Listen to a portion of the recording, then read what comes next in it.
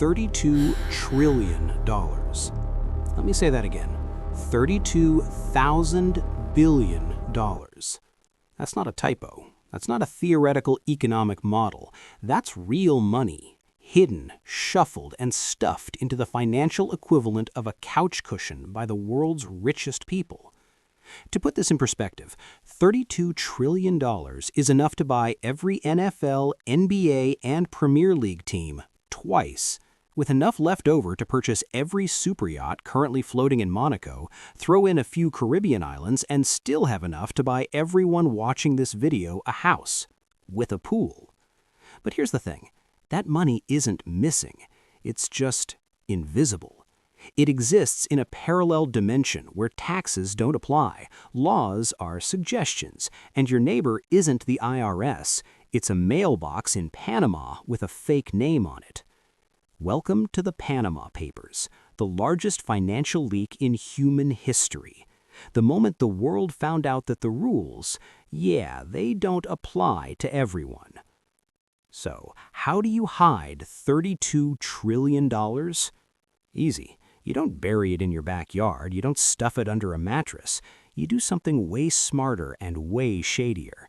You turn your money into a ghost. Let me introduce you to the 3 pillars of elite financial sorcery. 1. The shell company. Selling your car to your dog. Imagine you own a broken-down car. It's a lemon, but you don't want to admit you wasted money. So here's what you do. You sell the car to your dog. You write up a contract. You file some paperwork. On paper, your dog now owns the car. You're clean. You technically don't own a lemon anymore. That's a shell company.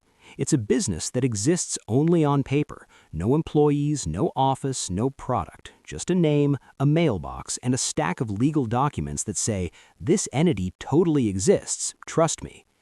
The princelings of Wall Street and Silicon Valley use shell companies to move their yachts, their penthouses, their Picassos, all of it, into the names of fake entities.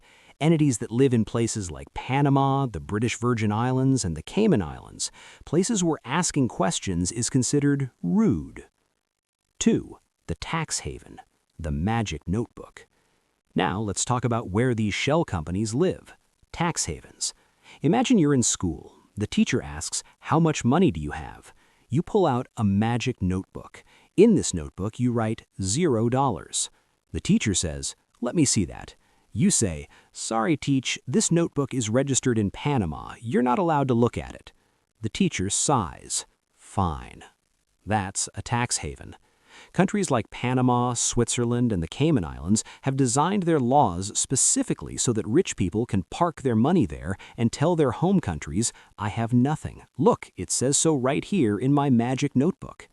These aren't countries in the traditional sense. They're daycares for billionaires. Quiet, private, no questions asked. And here's the kicker. It's all legal. Immoral? Absolutely. Rigged? 100%. But legal? Yep, because the people who write the laws, they're the same people using the magic notebooks. 3. The fixer. Mossack Fonseca. So who sets all this up? Who builds the mailbox empires and the magic notebooks? Enter Mossack Fonseca, a Panamanian law firm that became the Costco of financial secrecy. For a fee, they'd create shell companies for anyone. Dictators, oligarchs, drug lords, tech CEOs, you name it. They built vaults of fake numbers and rooms full of fiction. They didn't ask questions. They didn't care where the money came from. Their job was simple: make the money invisible. And business? Business was booming. Over 4 decades, Mossack Fonseca created more than 210,000 shell companies for over 14,000 clients. They were the Uber of tax evasion. Need a shell company? There's an app for that. Well, not an app, but you get the idea. They were the ultimate fixers, the people who whispered, "Don't worry, we'll make it disappear." And then, in 2016, someone pulled the pin in a grenade and threw it into the entire system. 11.5 million documents leaked, all at once. To put that in perspective, if you printed out the Panama Papers, the stack would be taller than the Empire State Building, twice. The source? A whistleblower known only as John Doe, No real name, no face, no interview, just a ghost in the machine who looked at the world's largest secret and said, "Yeah, everyone should probably know about this." John Doe sent the files to a German newspaper called Süddeutsche Zeitung, who then shared them with the International Consortium of Investigative Journalists, the ICIJ, a global network of reporters who spent over a year combing through the files. What they found was a God view of the world's secrets, the kind of stuff elites thought was unhackable, untouchable, buried forever. What was in the leak?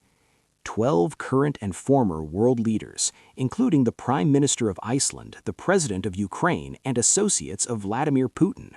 128 politicians and public officials, celebrities, athletes, and business moguls, Lionel Messi, Jackie Chan, the guy who created Game of Thrones armor, drug cartels, arms dealers, fraudsters, people who make the Joker look like a Boy Scout. All of them using the same playbook. Shell companies in tax havens managed by Mossack Fonseca, designed to make their wealth vanish into thin air. So, what happened after the leak?